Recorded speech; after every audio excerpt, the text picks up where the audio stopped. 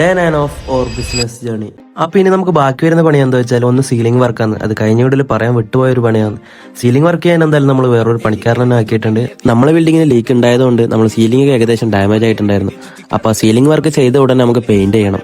ഇത്രയൊക്കെ ചെയ്ത് നമുക്ക് പെയിന്റിങ്ങും ചെയ്യാനോ? അപ്പൊ ചെയ്ത് നോക്കാം.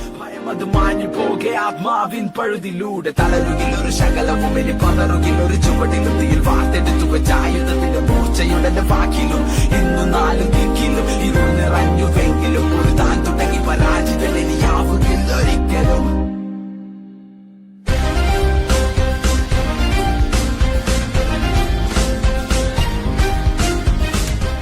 ഇന്നലെ രാത്രി 7 മണിക്ക് തുടങ്ങിയ പണിയാണ്. ഇപ്പൊ സമയം നോക്കറോ, രാവിലെ 7 മണിയായി.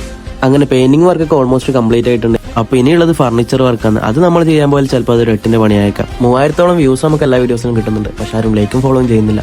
പറ്റുന്നവർക്ക് മാക്സിമം ഒന്ന് സപ്പോർട്ട് ചെയ്യുക. അപ്പോൾ അടുത്ത വീഡിയോയിൽ കാണാം. Bye from റാക്സ്.